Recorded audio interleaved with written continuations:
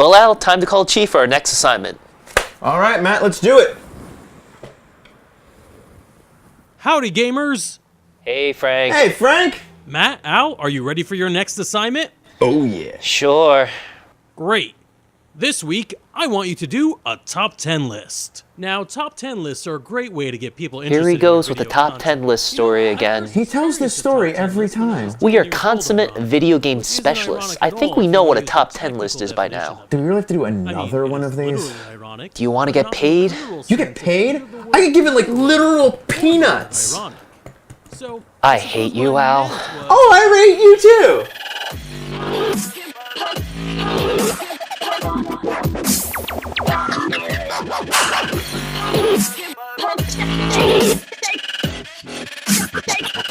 This week's top 10 list is top 10 video games that are coming out eventually.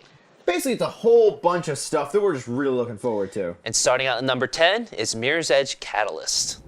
Now, Matt, the original was like one of your favorite games, right? Oh yeah, I absolutely love it. It's completely underrated and probably one of my favorites of all time. So is this a sequel? No, it's actually a reboot. They're keeping the same characters, but it's an entirely new story. But they're keeping the same sort of gameplay too, where you're running around the city doing like parkour acrobatics. But what's really cool is that it's an open world this time, so you can take whatever paths you want to reach your objectives. And Mirror's Edge Catalyst is set to come out in May of 2016 for Xbox One, PlayStation 4, and PC. Number 9, No Man's Sky. We've been hearing a lot about this game for a while now. Yeah, there was about a couple years ago, there was a trailer at an E3. And it looked really cool because it had actual gameplay in it, and we weren't really able to tell what it was. It was a spaceship crash landed, and you could see out like him exploring a planet, but apparently it's much bigger than that. Yeah, this is completely procedurally generated galaxy with like hundreds of thousands of planets and all these different worlds and creatures to discover. Yeah, they're totally like, it would take you literally millions of years to look through the entire game. Like an actual galaxy. And that's really impressive because like everything has to be created. The creatures, the landscapes, the environment, like all the like the water and everything has to be different. And like not only there's exploration, there's going to be like combat and some kind of galaxy-wide conflict as well. So Oh yeah, I think that this is what the real definition of an open sandbox is, to have the entirety of the galaxy to play with. And No Man's Sky is set to come out in June of 2016 for PS4, PC, and Xbox One. Number 8 on our list is Final Fantasy 15. Whew, boy, was this a long time coming. With a director change, a script change, and even an engine change, it looks like we're finally going to see the 15th entry of the series. And it looks good. It looks absolutely amazing, and the gameplay seems to be completely different from the other games. Sort of like the Kingdom Hearts style, but with a Final Fantasy flair to it. It's definitely a welcome change of pace. It is, and what's also really interesting to see is the story that they're trying to tell with it. It follows 4 guys on a road trip. They're escaping from their home country that's being invaded by like the big bad evil force. So it's just them in their convertible traveling the world, trying to save their home. And Final Fantasy 15 is set to come out sometime in 2016 for PC, Xbox One, and PlayStation 4. Number 7 on our list is Mass Effect Andromeda. This is one I'm really looking forward to. I love the Mass Effect series. Oh, I do too. And even though we know next to nothing about this game, I am still absolutely hyped. I am still running on the adrenaline left from the last 3 games because they were utterly and completely superb. There's a lot of arguable stuff about that stuff, but nothing can ever take away how great those games actually were. I think we know that's supposed to take place a long time after Mass Effect 3. So Shepard's story is done, Yep. but we're going to see what the universe is like now after what happened in the first trilogy. Yeah, it's supposed to be all set in this world that has to deal with the consequences of the last one. And Mass Effect Andromeda is set to come out sometime in 2017 for PC, Xbox One, and PlayStation 4. Number 6 on our list is Persona 5. So they're actually moving on from 3 and 4. Yeah, as much as I love 3 and 4, I think it's time to move on to a new cast. And the cast from Persona 5 looks absolutely fantastic, and the gameplay that we've seen so far looks really cool and stylish. All right. Persona is one of my favorite JRPG series of all time, and I just love the visuals, the sounds, the music. Everything about it just screams cool, and I have high hopes that Persona 5 is going to continue that trend. Now, I know Persona 4 was the swan song for the PS2, and a lot of people are hoping that Persona 5 is going to do the same thing for the PS3. I hope so as well. Persona 5 is set to come out in summer of 2016. All right, number 5 on our list is The Last Guardian.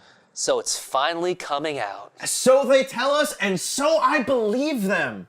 Because I have had faith in them since the beginning. Many have doubted, and yet I have said, we will see The Last Guardian. If the emotion engine will hold true to its word, as we will feel the pain and suffering that this child will feel with his giant, weird bird dog thing that looks adorable and intimidating all at once. I am in love with this game, and I have not played an instance of it. I have seen gameplay, I have seen trailers, I have seen cutscenes, and Team Ico, as far as I'm concerned, can do no wrong. It's just, I'm ready to play this game now. I can't wait till winter. Please help me.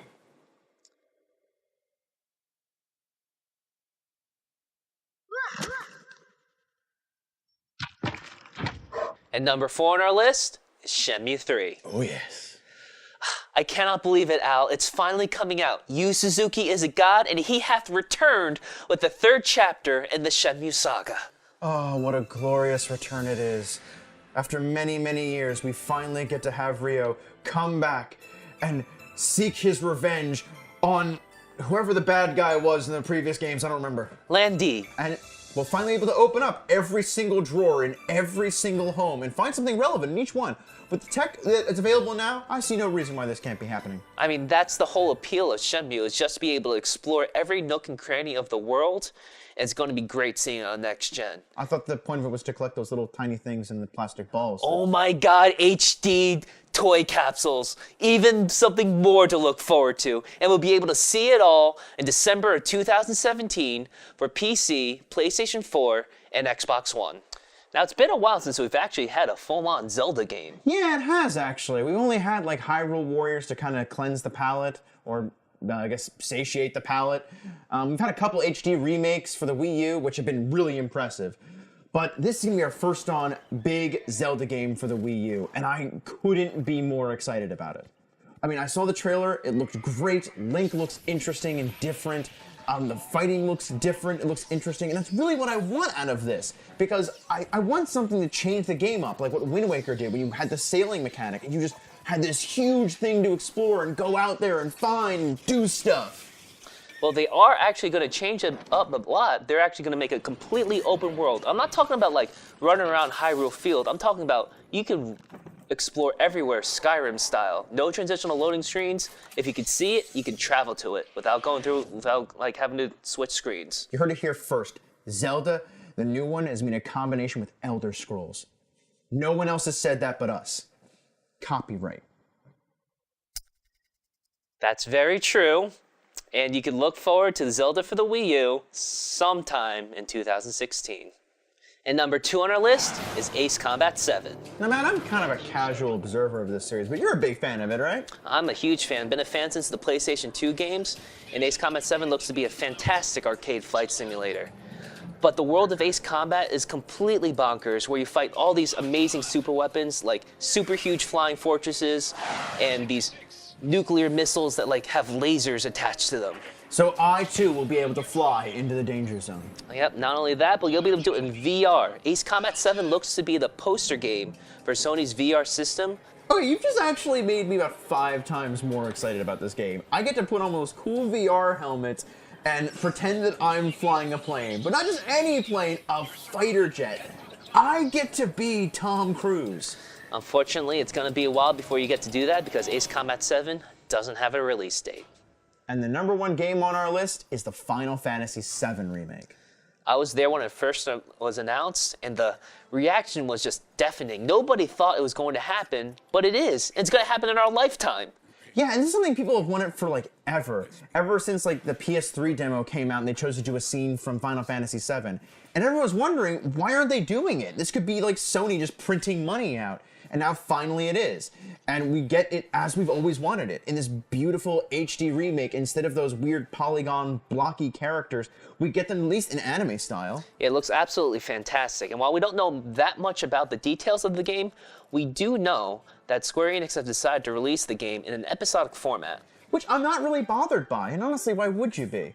If Square says that this is how they want to release it, so they get the budget and the time they want for each section of the game to get all the attention it deserves, and let's face it, Final Fantasy VII is a long game, and if they want to add anything more to it, they're going to have to do it this way. And I'm all on board with it. Yeah, and we don't know when it's going to start and when it's going to end, but it is happening finally, and that's the most important part. Oh yeah. Alright guys, thank you so much for taking this journey with us on our top 10 list. Make sure to like and subscribe, and hey, leave a comment about what games you are looking forward to coming out eventually. It's my salary!